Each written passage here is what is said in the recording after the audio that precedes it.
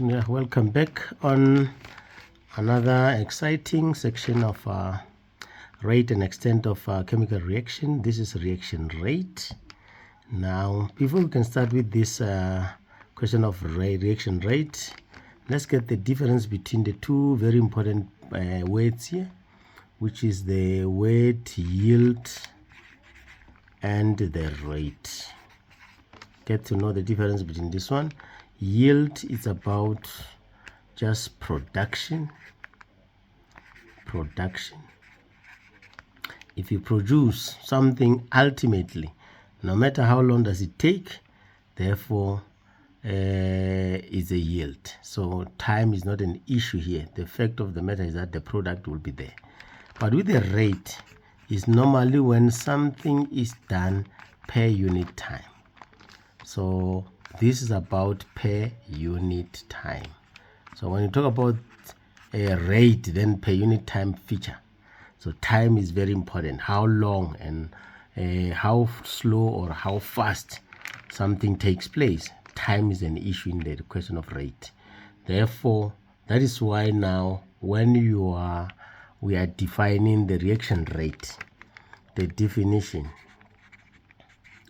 of reaction rate becomes now, in this case, the rate of change in concentration. That is from the formula of rate as delta C over delta T. That is how the rate is defined.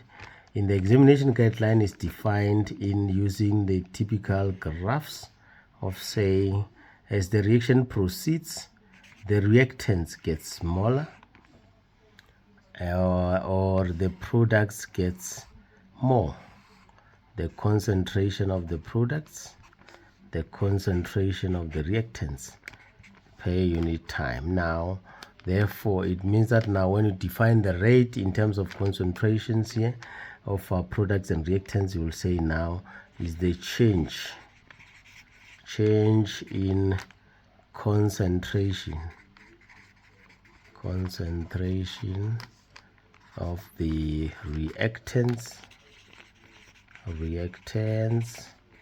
or products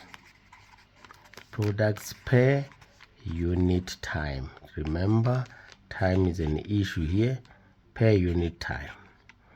That is the definition that is very important in the examination guideline. They are using this one now, but you can define it otherwise using also the general formula of rate, or what we use to calculate average rate. You can define that, which comprises of delta C, delta M, delta V, delta N, divided by delta T. Remember, therefore the reaction rate will be just the change in concentration, the change in the mass, change in volume, change in amount of a substance or the number of moles per unit time. That's the case. Now, that is this one. Now, we can use the graph of rate to manipulate it sometimes. It will be coming when we talk about measuring the rate, of which we'll expand more when we get there. But let me just in a nutshell show you how we can manipulate the two graphs. Like if the concentration of the reactants now, as the reaction proceeds, we know that now we take this one as the original one, fine, and then you have graph of let's say this is Q, and then you have got P, and then you have got R. Now this is the case, and then the second one will be this is the concentration of the products. Remember the products, as the reaction proceeds, this is going to happen. And then now this is the, let's say this is M, this is N, and this one is the third one, which is L.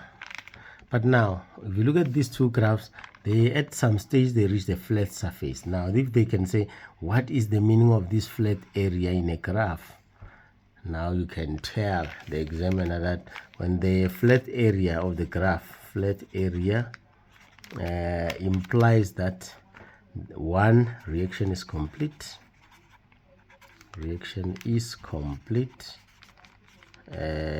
or one of the reactant is used up.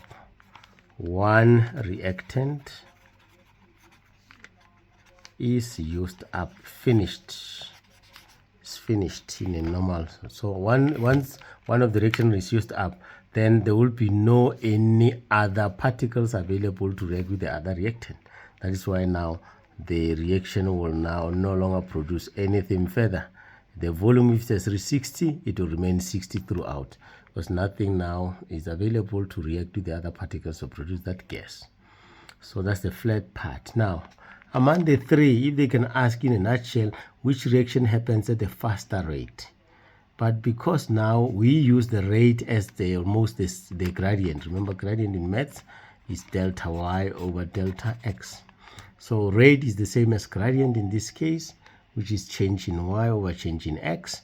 Therefore, we can explain the rate using the slope of the graph. Therefore, the slope of P is steeper than that of Q and R. Therefore, it means that P is happening at the faster rate, or the fastest than the other two. Fine. So R will be the slowest one. It reaches the flat area after a long time. So the reaction is complete after a long time. So this one is the slowest. The fastest is this one, reaches the flat area quicker than anyone else. Same story with this one. Again, you can see that if you can draw a tangent here, the steepness of this line will show that therefore the reaction here is faster, and then followed by this one, and this one is the slowest. I hope you get to know how to analyze that one, the graph, because somehow they can even like draw the lines and say, now between T1 and T2, what happens? Can you compare the rate of LM and this one? So you can do that. That's how we deal with the question of a rate here. Now let's go to, once we finish with the rates, let's go to the factors now. The factors that affect the reaction rate. We've got 5 factors. So 5 factors affecting reaction rates. Be careful here. Reaction rate. Now the first factor, an obvious one, will be temperature. In terms of temperature, we know why do you like to dissolve milk in a hot tea than in the cold one? So the higher the temperature,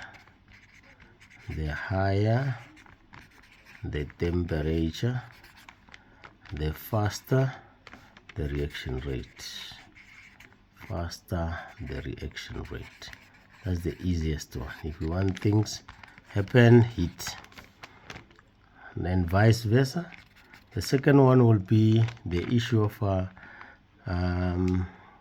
concentration. Fine. In concentration as well, the higher the concentration, this one normally is used by police.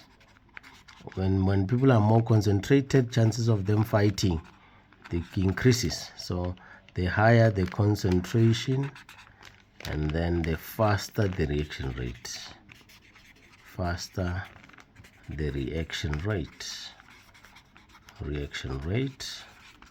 Fine.